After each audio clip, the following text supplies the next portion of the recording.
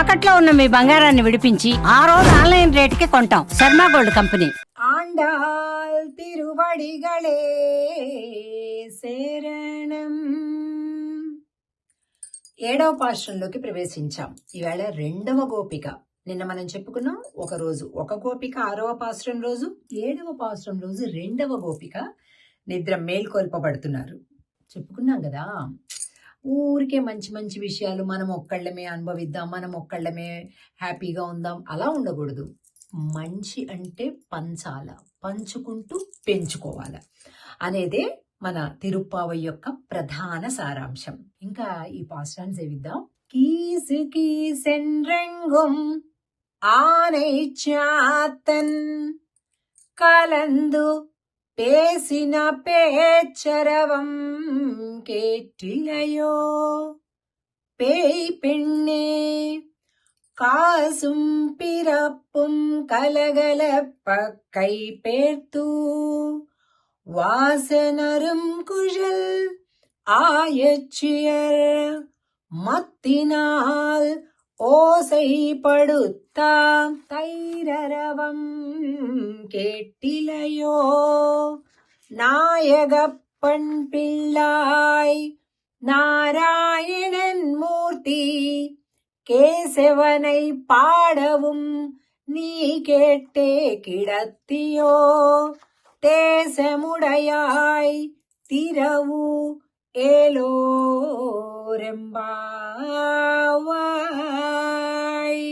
కీచు కీచుమని పక్షులన్నీ బయట మాట్లాడుకుంటున్నాయి. ఏ పక్షులో తెలుసా? లవ్ బర్డ్స్ అంటారు కదండి, అది భారద్వాజ పక్షులు అనే ఈ పక్షులు మగ పక్షి ఆడపక్షి పొద్దున్నే మేత కోసం బయలుదేరే కంటే ముందుగా పొద్దున్న లేస్తూనే కిచకిచ కిచకిచ కిచకిచ కిచకిచ పోట్లాడుకోవడం లేదండి, మాట్లాడుకుంటున్నాయి. ఏంటో తెలుసా? మళ్ళీ కాసేపు అయితే విడిపోతాం, వెళ్ళిపోవాలి. దాని ఆహారానికి అది, దీని ఆహారానికి ఇది. ప్రస్తుతం మన కాలంలాగానే ఈ ఉద్యోగాలకి ఈయన ఇటు ఆమె అటు ఇద్దరు కదా. మళ్ళా ఎప్పుడో రాత్రికి అలసిపోయి ఉసూరు అనుకుంటూ ఇంటికి చేరటం. ఆ ఉన్న కాసేపు పొద్దున్న డిషుం అని కొట్టుకోకుండా ఎలా ఉండాలో ఇదిగో ఈ ఆండాళ్ పాశ్రం చూసి నేర్చుకోవాలి. ఏముందండి, నిజంగా ఆలోచించండి. జీవితం ఉద్యోగానికి వెళ్తే వచ్చేది ఏంటి? అలసట, డబ్బులు, అంతేనా? ఇంకేమున్నాయి? లేవు. మరి ఆ డబ్బులు దేనికోసం మనం పొద్దుటి నుంచి రాత్రి వరకు కష్టపడి సంపాదించేది? ఆనందం కోసమే కదా. ఆనందం పోట్లాటలతోటి కోట్లాటలతోటి వస్తుందా? లేదు కదా. ప్రేమని పంచుకోవటం, భావాన్ని పంచుకోవటం, త్యాగం చేయటం, ఎదుటి వారి యొక్క అవసరాన్ని చూసి దానిని మనకెంత చేతనవుతుందో అంతగా మనం చేయటం, సహాయపడటం, ఎవరికీ మోసం చేయకుండా ఉండడం. దట్స్ ఇట్, అంతే కదా. అది భార్యాభర్తలైన వాళ్ళు, ప్రేమికులైన వాళ్ళు ఇంకా విడిపోతాము, వెళ్ళిపోతాము, మన పనులకి మళ్ళీ ఎప్పుడో రాత్రి కలుస్తాం కాబట్టి ఈ ఉన్న కాసేపు ప్రేమగా ఒకరికొకరు, ఇంకా అదే కదండి జీవితం. అది కూడా లేకపోతే ఇంకేం జీవితం అండి కదా. అమ్మా, ఆ పక్షులు కిచకిచ మాట్లాడుకుంటున్నాయి, నీకు కూడా ఎవరితోటో మాట్లాడాలి అని అనిపించట్లేదా అని మర్మగర్భంగా గుర్తు చేస్తున్నారు. ఆనైచాతన్ కలందు పేసిన పేచ్ అరవం కేటిలయో. పెద్ద పెద్ద శబ్దాలు వస్తున్నాయి, అన్ని పక్షులు కిలికిలా కిలికిలా కిలికిలా అంటున్నాయి. నువ్వు వినలేదా ఇంకా? అంతేకాదు, కాసుం పిరప్పుం కలగలప్ప కై పేర్తూ.